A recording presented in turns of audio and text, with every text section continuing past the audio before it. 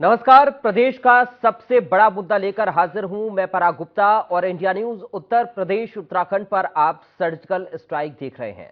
वो surgical strike जो पाकिस्तान या चीन पर नहीं हुई बल्कि यूपी की सियासत में हुई है। दरअसल 2024 में होने वाले महासंग्राम को अपने नाम करने के लिए सभी पॉलिटिकल पार्टीज हुंकार भर रही हैं। एक तरफ विपक्ष का इंडिया है तो दूसरी तरफ एनडीए का भारत। भारत वर्सेस इंडिया की लड़ाई में विपक्षी नेता कह रहे हैं कि इंडिया जीतेगा। साथ ही विपक्षी नेता एकजुटता का दावा भी कर रहे हैं, लेकिन जमीनी स्तर पर एकजुटता के दावे हवा हवाई नजर आ रहे हैं। विपक्ष को 2024 के महासंग्राम से पहले झटके पर झटके लग रहे हैं। ओपी राजभर और दारा सिंह के बाद अब कई विपक्षी नेता भारतीय जनता पार्टी का जो दामन है वो थाम सकते हैं। इसलिए आज हम कह रहे हैं बीजेपी की सर्जिकल स्ट्राइक।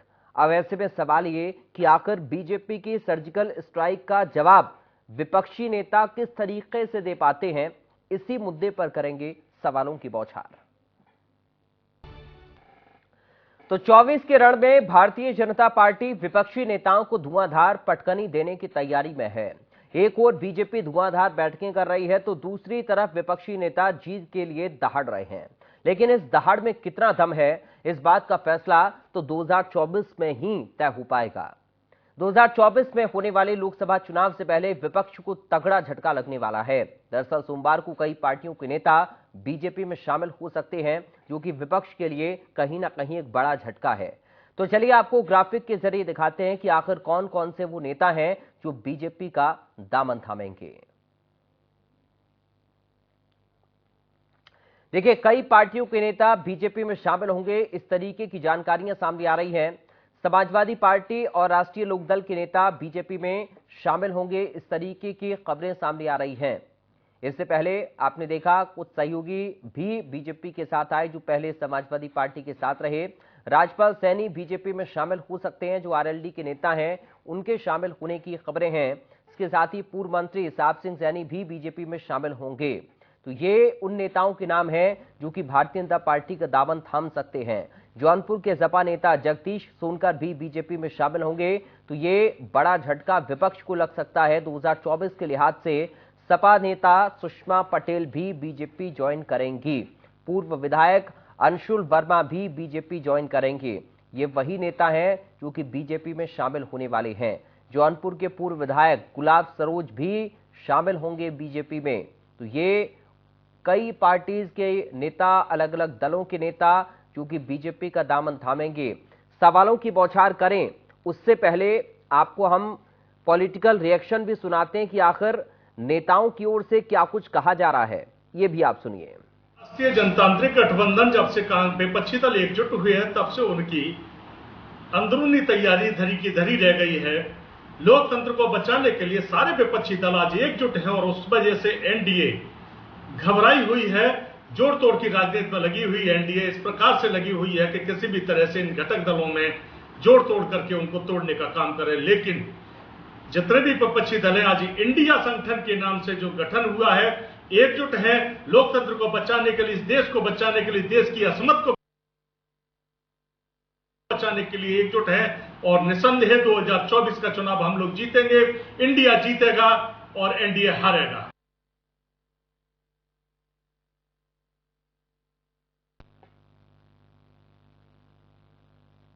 तो आपने सुना, विपक्षी नेताओं का यह दावा है कि दरअसल इंडिया जीतेगा और एनडीए हारेगा। इंडिया मतलब हम बात कर रहे हैं जो विपक्षी पार्टियों ने अपने गठबंधन को नाम दिया है, उसका नाम रखा है इंडिया, जिसमें विपक्षी दलों के नेता शामिल हैं। और जो सत्ता पक्ष का एनडीए है, यानी कि बीजेपी का जो खेमा है या एनडीए की जो पार्टियां हैं, वो दावा कर रही हैं कि ये नाम इंडिया रखने से विपक्ष के नेताओं को भारत की जनता का वोट नहीं मिल पाएगा। कुछ खास मेहमान इस वक्त हमारे साथ जुड़ गए हैं, सीधा आपका परिचय कराएंगे। बीजेपी से प्रवक्ता साक्षी दिवाकर हमारे साथ हैं। साक्षी दिवाकर जी, आपका बहुत स्वागत है। समाजवादी पार्टी से प्रवक्ता फराज किदवई हैं। फराज साहब, आपका स्वागत है। कांग्रेस पार्टी से प्रवक्ता अनिल शर्मा हमारे साथ हैं। अनिल शर्मा जी, आपका स्वागत है।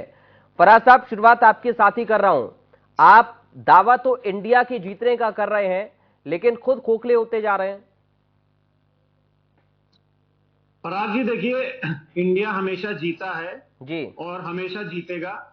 और रही बात खोखले होने की और सारी चीजें जो आप बोल रहे हैं, तो देखिए अभी मैं आपको स्मृति ईरानी जी का कुछ दिन पहले बयान आया था जिसमें उन्होंने ये बोला था, कांग्रेस के बारे में बोला था कि कांग्रेस जो है वो अकेली नहीं लड़ सकती, इसलिए जो है वो तमाम दलों से गठबंधन कर रही है और विपक्ष जो है वो एक हो रहा है। तो जी।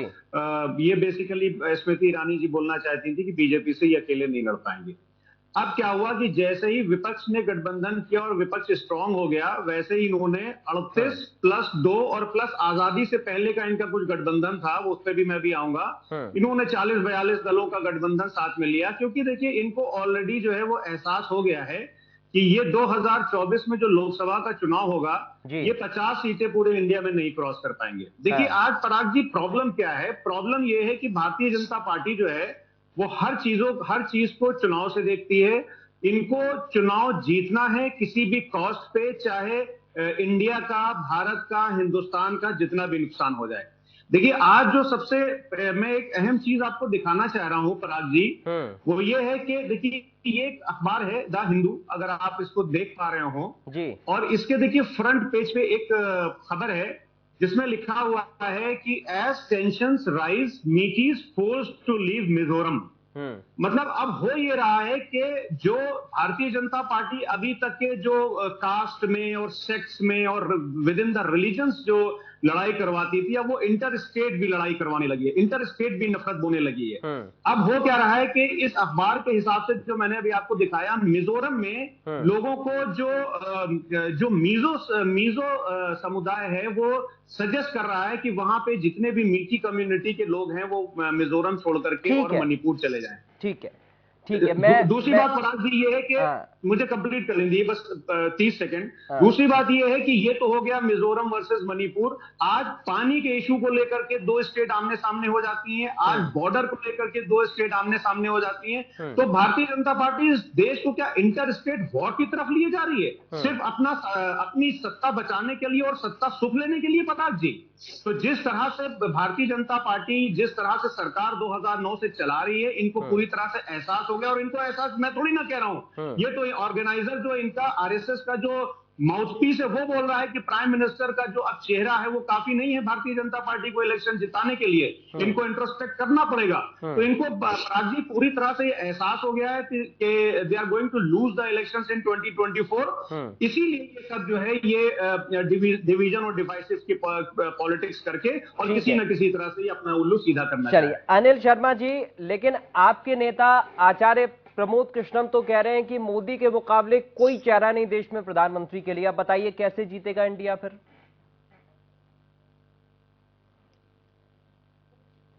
सर आपकी आवाज नहीं आ रही, आप शायद म्यूट हैं, अनम्यूट करिए।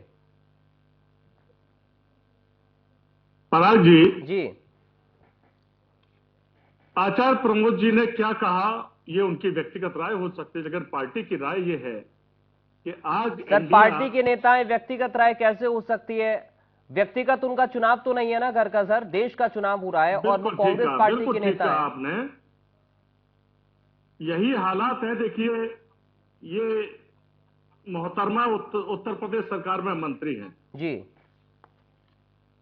नाम बता दीजिए सर, कोई दिक्कत नहीं है। प्रतिमा शुक्ला। और जो कहती है, प्रतिमा शुक्ला है, मंत्री है महिला विकास बाल पुष्टाहार की, ठीक है। और ये कहती है कि टमाटर अगर महंगे लगते हैं तो टमाटर खाना छोड़ दीजिए, अपने आप सस्ता हो जाएगा, या अपने घर में गमले में टमाटर लगा लीजिए। ये तो हालात इनके मंत्रियों की हैं, जिनकी खुद की सूझबूझ बिल्कुल ऐसा लग रहा है जैसे खत्म होने के कगार पर पहुंच गई हो। दूसरा, इधर इनके जो बड़े नेता हैं, मणिपुर जैसे कांड पर इनके मुंह से आवाज नहीं निकलती 77 दिनों तक। इसके अलावा महिलाओं पर जब भी अत्याचार होते हैं तो महिलाओं के नेता तो आपके स्मृति ईरानी जी, जब बेटियों पर बात आती है, उनके मामले बनते हैं, वो धरना प्रदर्शन करते हैं तो इनके मुंह में दही जम जाता है। जैसे मणिपुर पर ये गिरते दिखते हैं तो इनके आवाज निकलना स्टार्ट हो जाती है, ये दूसरी पार्टियों को घेरने का काम शुरू कर देती है। ऐसे तो भारतीय जनता पार्टी की जो मनोस्थिति है बड़ी विकृत हो चुकी है। और जो पार्टी ये कहती थी कि 400 पार, 450 पार, आज जब से गठबंधन विपक्षी पार्टियों का हुआ है, इंडिया बना है, और इंडिया बनते ही तब तक इनको ये लग रहा था कि 15 दल बैठे हैं, फिर वहां क्या होगा, ये स्थिति थी कि ये घबराई हुई थी। और रही बात दल बदल की, तमाम पार्टियों के लोग कांग्रेस ज्वाइन कर रहे हैं और आए दिन ज्वाइन कर रहे हैं। इसका जीता जागता प्रमाण आप उठा कर देख लीजिए। लेकिन जो ज्वाइन करने वाले हैं एनडीए को, सर उन नामों पर चर्चा आप क्या करेंगे फिर? देखिए, मैं आपको एक छोटी सी बात बता दूं पराग जी, दल बदल जैसे ही चुनाव आते हैं, ये सामान्य प्रक्रिया है। कभी इस पार्टी को उस पार्टी में, उस पार्टी को उस पार्टी में, इस तरह आना जाना लगा रहता है। तो ये प्रक्रिया सही है, सही मानते हैं इसको, गलत मानते हैं आप? देखिए, सबकी अपनी अपनी राय है। मेरी राय में चलिए, दल बदल जिसको जहां स्वार्थ दिखता है वहां जाता चलिए, है। मैं आज साक्षी जी के पास चल देता हूं, उसके बाद फिर आप दोनों के पास मैं लड़ रहा हूं। साक्षी दिवाकर जी, आपने दोनों को सुन भी लिया। अब इंडिया जीतेगा या भारत जीतेगा, दोनों के मतलब तो एक ही है, लेकिन विपक्ष ने अपने गठबंधन का नाम इंडिया रख दिया है, ना कि भारत है। देखिए सबसे पहले तो मैं हमारे जो प्रवक्ता भाई हैं कांग्रेस के, उनको ये बताना चाहती हूँ कि इंडिया आज नहीं बना है, इंडिया बहुत पहले से था। उसके जो 2 टुकड़े कर रखे थे आपने, वो 2014 के बाद जब हमारी सरकार आई तो वो जो 370 के माध्यम से हमने वो टुकड़ा भी खत्म कर दिया, जो आप जिसपे एक हमारे देश को भी विभाजन करने की जो आपकी नीति थी उसको भी हमने खत्म कर दिया। इसके बाद मैं आपको बताना चाहती हूँ, आपका सिर्फ एक नाम रखने से कुछ फर्क नहीं पड़ेगा। भारत का दिल जीतने की आवश्यकता थी आप लोगों को, और 2014 में जब से माननीय प्रधानमंत्री जी ने भारत का दिल जीता है, तब से लगातार जो आप हमारा ग्राफ देखेंगे, 2014 के चुनाव में ले लीजिए, 2019 के चुनाव में हमेशा बढ़ा है और 2024 में और भी बढ़ेगा। बात अब 2019 में जो वायदे किए थे 75 साल 75 वायदे पूरे होते आ रहे। देखिए नहीं जी, कोई सरकार खड़ी नहीं उतरी, 9 साल हो गए। मैं आपको वायदे गिना दूं, 75। अच्छा अनिल जी, एक बार सुन लेते हैं सर। देखिए साक्षी जी, आप दोनों के बीच में नहीं बोली, मैं आपसे भी अपेक्षा यही करूंगा। देखिए समस्या ये है, आप लोग सुनते नहीं। अगर आप जनता की बात सुने, साथ ही प्रवक्ताओं की बात सुने, तो हो सकता है बेहतर स्थिति आपके सामने आए। आप लोग की एक और समस्या है कि जब चुनाव आते तभी आप घर से निकलते हैं, बाकी टाइम अगर आप जनता के बीच में रहेंगे तो जनता के जीवन में जो परिवर्तन भारतीय जनता पार्टी की वजह से आए हैं उसके बारे में आप देख पाएंगे और उस महसूस कर पाएंगे कि लगातार समर्थन क्यों बढ़ रहा है। और ये परिवर्तन हमारे प्रदेश में आ रहा है, हमारे देश में आ रहा है, वो नेता जन देख पा रहे हैं, तभी बड़ी मात्रा में दूसरे जो पार्टी के नेता हैं वो भारतीय जनता पार्टी में सम्मिलित हो रहे हैं। बहुत लंबी कतार। लेकिन साक्षी जी, एक सवाल आपसे मेरा ये भी रहेगा, एक मिनट सर, अनिल जी आऊंगा। साक्षी जी, ये अब कई सारे ऐसे नेता हैं जो इधर आते हैं, कभी इधर आते हैं, कभी इधर हो जाते हैं, कभी इधर हो जाते हैं, तो इनकी विचारधारा क्या है? क्या ये आप लोगों की विचारधारा में पूरी तरह से सम्मिलित चुनाव के समय हो पाते हैं, बस उसके पहले विरोध करते हैं? देखिए भारतीय जनता पार्टी की विचारधारा सब जानते हैं। अगर कोई उस विचारधारा को अपनाना चाहता है तब उसे हम अपनी पार्टी में एंट्री देते हैं। ये बाकी पार्टी की तरह नहीं है। हमारी पार्टी के दूसरों के साथ गठबंधन से सत्ता पाने के लिए हो जाता है। 70,000 करोड़ का भ्रष्टाचारी बताते हैं, उसको गोद में बिठा लेती है Bharatiya Janata party, deputy CM बना देती है। देखिए हमारे जो साथी जिसको जूते लगाने तक की बात करती है उसको गोद में बिठा लेती है भारतीय जनता पार्टी। देखिए आप लोग झूठ पीटी के गालियां देते चले आए। अनिल जी आऊंगा सर, थोड़ा सा तो रुकिए। पार्टी की विचारधारा वही है। भारतीय जनता पार्टी की अगर विचारधारा कोई अपनाना चाहता है तो उसका स्वागत है। जिस तरीके से जनता का समर्थन हमें लगातार बढ़ता हुआ मिल रहा है, उसी तरीके से नेता भी हमारी पार्टी में सम्मिलित होना चाह रहे हैं, लेकिन उसके वजह से हम अपनी विचारधारा में बदलाव नहीं लाते जैसे अन्य पार्टी करती है। चाहे विचारधारा मिले नहीं मिले, लेकिन गठबंधन कर लेती है। ठीक है, अच्छा चलिए ठीक है। अनिल जी से आप जवाब ले लेते हैं, बहुत जवाब देना चाह रहे हैं अनिल जी, उसके बाद में फराज साहब आपके पास आ रहा हूं। अनिल जी, अब मुझे ये बताइए, उत्तर प्रदेश की मैं बात कर रहा हूं, उत्तर प्रदेश में कैसे एडजस्टमेंट हो पाएगा सीटों पर? उत्तर प्रदेश में सीटों का एडजस्टमेंट बहुत प्यार से होगा। हाँ। इसमें परेशान होने की ना तो विपक्षी पार्टी को, अब जो सत्ता पक्ष है जो हमारा खिलाफत में है, उनको कोई आवश्यकता नहीं है परेशान होने की। बहुत सामंजस्य से, बहुत प्यार से हम लोगों में सीटों का एडजस्टमेंट भी हो जाएगा और 80 सीटों पर हम लोग उत्तर प्रदेश में चुनाव भी लड़ेंगे, बहुत ताकत से लड़ेंगे। फराज साहब बताइए सर, कितनी मोहब्बत है? देखिए मोहब्बत जो है वो इंडिया में तो है ही है, इसमें कोई शक और शुभे की गुंजाइश नहीं है। और समाजवादी पार्टी ने हमेशा बड़ा दिल दिखाया है और आगे भी दिखाती रहेगी और इंडिया में सब कुछ ठीक है। और खेलेगा भी इंडिया, लड़ेगा भी इंडिया और जीतेगा भी इंडिया। ये बड़ी बात कर दी सर आपने। साक्षी जी, ये बड़ी बात फराज साहब कर रहे हैं, कह रहे हैं कि बड़ा दिल है समाजवादी पार्टी का। इसका मतलब आप समझ रही हैं, कांग्रेस पार्टी और समाजवादी पार्टी के बीच में जो सीटों का बंटवारा होगा वो आपको नुकसान दे सकता है। देखिए, नुकसान हमें कोई नहीं देने वाला, क्योंकि भारतीय जनता पार्टी ने इंडिया का, भारत का, हिंदुस्तान का दिल जीता हुआ है। ये दो साथी, अगर आप बात करें, अभी इनके पूरे गठबंधन की बात नहीं करती, जो अभी मेरे सामने दो प्रवक्ता भाई बैठे, एक कांग्रेस के, एक सपा के जी। दोनों पहले भी एक चुनाव में महागठबंधन करके आए थे। दोनों यार हमारे प्रदेश में हर जगह दिखाई दिए थे, लेकिन जैसे ही चुनाव खत्म हुआ, सुन लो तब बात बार बार ये पहले भी हम देख चुके हैं इस प्रकार के गठबंधन, लेकिन कितने दिन चलते हैं ये गठबंधन, ठीक है, बात आनी चाहिए। ठीक है, चलिए आज पहले एक था, बाद में भी एक रहेगा, लेकिन जो इनका गठबंधन है, जिसको इन्होंने गलत नाम दे दिया है, जिसका नाम इंडिया नहीं होना चाहिए, देश के साथ में इस तरीके से खिलवाड़ इनका करने का कोई इनको नहीं करना चाहिए था, लेकिन तब भी इन्होंने चलिए बहुत जल्दी से मुझे हिंदुस्तान, मुझे इंडिया का नाम पता है, आपके गठबंधन के नाम की आवश्यकता भी। एक रिएक्शन फराज साहब बहुत जल्दी से देना चाह रहे हैं, फिर मैं अनिल जी आपके पास आ रहा हूं। फराज साहब बहुत जल्दी छोटा रिएक्शन। देखिए पराग जी, अभी हमारी बहन साक्षी जी ने बोला कि गठबंधन को लेकर के, तो जो गठबंधन धर्म है उसका पालन ये लोग कैसे करते हैं मैं आपको बताता हूं। देखिए हम लोग के मान लिए गठबंधन बने और किसी भी कारण से अगर मान लिए हम लोग अलग भी हो गए, तो कम से कम ये है कि हम लोग दूसरी पार्टी नहीं तोड़ते हैं और उस पार्टी को चुराते नहीं है। इन्होंने गठबंधन किया, क्या नाम है, महाराष्ट्र में शिवसेना के साथ, इनकी सबसे पुरानी अलाई, उसको इन्होंने तोड़ करके खत्म कर दिया। इन्होंने गठबंधन किया अकाली दल से, अकाली दल आज की तारीख में कहां है। इन्होंने गठबंधन किया जेडीयू में, वो तो कहीं नीतीश कुमार जी एक बहुत ही सीजन्ड प्लेयर हैं, वरना उनकी भी पार्टी इन्होंने तोड़ दी होती। इन्होंने एनसीपी से गठबंधन नहीं हो रहा था तो पार्टी तोड़ करके गठबंधन कर लिया। ठीक है, भारतीय जनता पार्टी देती है उसको धोखा, तो चलिए सर, समय नहीं है, बहुत जल्दी से अनिल जी, बहुत संक्षिप्त में, बहुत संक्षिप्त में अनिल जी, बहुत संक्षिप्त में जी बताइए, फाइनल एक्शन क्या बताना चाह रहे थे आप साक्षी जी की बात पर। पराग जी, मैं एक चीज बता दूं, साक्षी जी को अभी शायद जानकारियां कम है कि हम लोग एक आजादी के समय की पार्टी है और हमने जनता के बीच में जनता से प्यार जुटाया है, सांप्रदायिक सद्भाव, एकता, सद्भावना। लेकिन सर सच्चाई ये भी है ना कि आज आप कहां पर खड़े हैं, आजादी से पुरानी आप पार्टी तो है, ये सच्चाई भी आपको स्वीकार करनी पड़ेगी। फिर ये भी है कि कर्नाटक में इन लोगों ने जोड़ तोड़ की राजनीति करने का काम, जब वहां के कुकी समुदाय आके समुदायों को जब लड़ाने का काम किया, बोकायत और लिंगा बोका। ठीक है, चलिए मैं अब तो समय चूंकि खत्म हो रहा है, ये बात हम कर चुके हैं।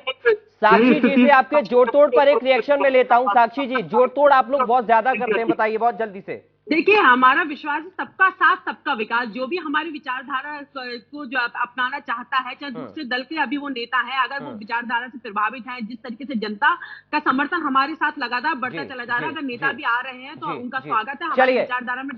चलिए बहुत शुक्रिया आप सभी, आप तीनों खास मेहमानों का हमारे साथ आज की चर्चा का हिस्सा बनने के लिए। आज हमें वक्त इतनी इजाजत दे रहा है। तो 24 का रण है, लेकिन इस रण में कौन बाजी मारेगा, अभी इसमें थोड़ा सा वक्त बाकी है, मगर उस वक्त आने से पहले जो दल बदल का खेल चल रहा है और जो गठबंधन का खेल चल रहा है वो बेहद दिलचस्प नजर आ रहा है। आगे देखिए होता है क्या। नमस्कार।